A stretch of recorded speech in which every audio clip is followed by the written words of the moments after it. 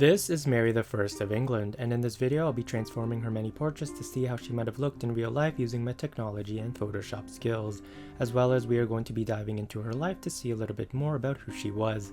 So let's get started. Thank you for watching, subscribe for more historical recreations, and let me know in the comments who you want to see in real life. Mary was born in 1516. Her father was Henry VIII, and her mother was his first wife, the Spanish Catherine of Aragon. She was born southeast of London in the same palace as her father and her later sister Elizabeth were born. She was the only child of Henry and Catherine.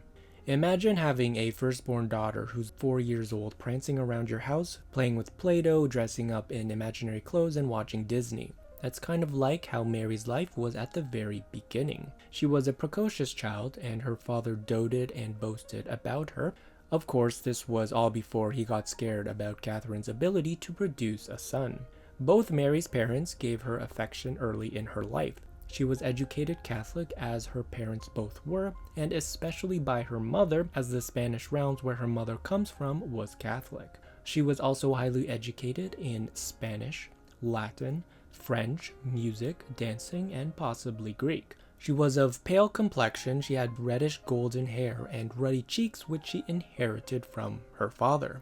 Throughout her childhood, her parents were already considering who she could marry one day. Many thoughts prevailed, none of which stuck though. In 1525, when she was 9, it was becoming clear that the 40-year-old Catherine wasn't going to produce a son, and this is approximately the time when 34-year-old Henry started to spend more time with Anne Boleyn. He was also considering Mary as being a possible heir, or her illegitimate half-brother, Henry Fitzroy. Henry elevated his 2 children. He gave Fitzroy a double dukedom, and he gave Mary her own court and many royal prerogatives, which were reserved for the Prince of Wales.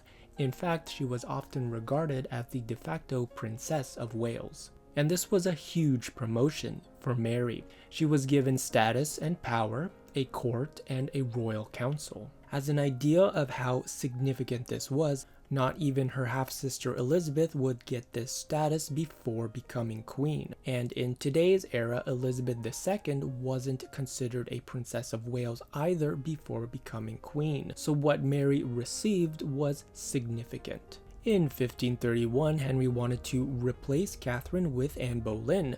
2 years later, in 1533, Mary's whole world was swept up from under her feet. The divorce was final between Henry and Catherine, so he banished Catherine and sent her away. He also did not allow Catherine and Mary to have contact with one another anymore. Catherine was reduced from Queen to Dowager Princess of Wales, a title she would have used if she stayed the widow of Henry's older brother, Arthur. Their marriage was considered void now, and so Mary was also considered an illegitimate daughter. She was no longer a princess, rather she was now styled simply the Lady Mary. She lost her court, she lost her household, and on top of that, Elizabeth was born the same year and was now in line to succession. Mary had to now join Elizabeth's household and be subjected to looking at her every day. By now, you hopefully get a sense of the catastrophic change and oncoming resentment Mary must feel towards her father, Anne Boleyn, the Protestants that regurgitated because of this, and now her new half-sister Elizabeth, who took everything from her. She was already becoming sick, and she was only 17 years old. She had depression and an irregular menstrual cycle, which could have been caused by stress or adolescence or perhaps a more serious physical illness, but either way, her continuous illnesses were often attributed to her poor treatment. For the rest of their lives, Mary and her mother refused to acknowledge Anne as queen or Elizabeth a princess, though she did eventually call Elizabeth sister, and the two did eventually form a sisterly bond. The relationship between Mary and her father worsened, and she did not speak to him for 3 years. Though both mother and daughter were ill, they were never allowed to see each other again, and in 1536, Catherine of Aragon died and Mary was deeply distraught.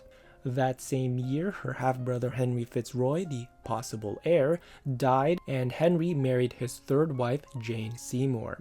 With Anne Boleyn's death, both Elizabeth and Mary were taken out of line of succession, though Mary already was Elizabeth was now illegitimate too. Henry had no legitimate heir at this point and was getting legislation to allow him to appoint his own. But with Jane Seymour though, she bore him a son, and that son would be the next King Edward VI. Jane Seymour really helped Mary reconcile with her father. She was allowed back at court and got her own household back too. It won't be until Henry's last wife, Catherine Parr, that Mary and Elizabeth would get back into succession after Edward, though they would always remain illegitimate. When Henry died in 1547, Edward VI would succeed him. Mary and Edward never got along, mostly due to their religious differences, as he was Protestant, and he wanted her to abandon Catholicism. As such, she often stayed away from court in her own houses. Edward died in 1553 at 15.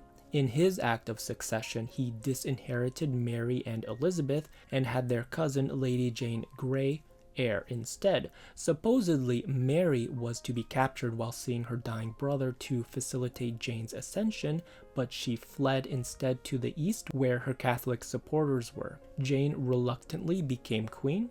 She was queen for 9 days because Mary gathered an army and claimed the throne as her father had intended.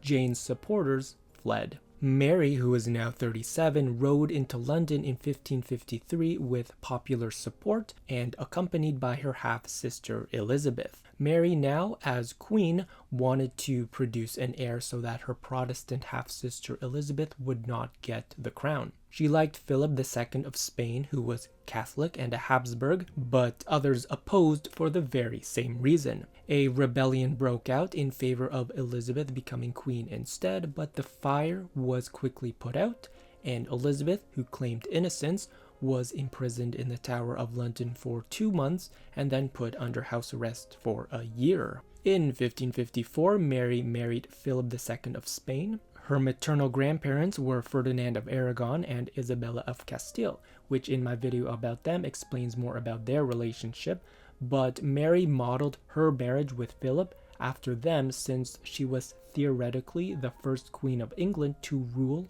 in her own right, rather than by marriage. Basically, she tied his hands so tight he was king in name only, and only until she died. Mary ruled religiously.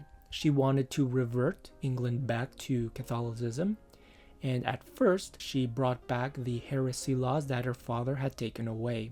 She wanted to give England a quick and sharp shock to warn Protestants of their errors. To the 16th century mind, heresy was a contagion that threatened not only the church, but also the stability of society as a whole. So those who persisted in publicly proclaiming their beliefs became targets to the heresy laws.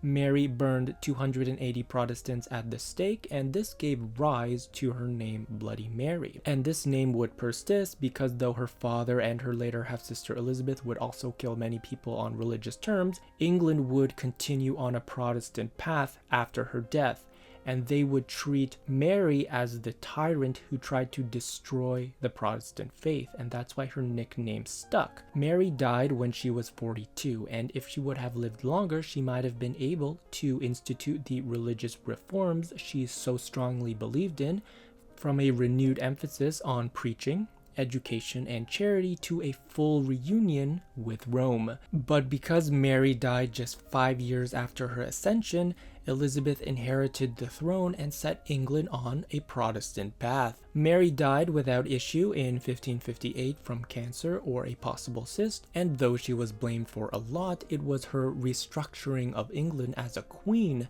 that made way for Elizabeth to become so successful as a female ruler herself. Mary was a king's daughter, she was a king's sister, she was a king's wife, she was also queen, and by the same title, a king also. And that's a little bit about Mary of England, so I hope you enjoyed this video. Thank you for watching. Subscribe for more historical recreations, and let me know in the comments who you want to see in real life. And I will see you in the next one.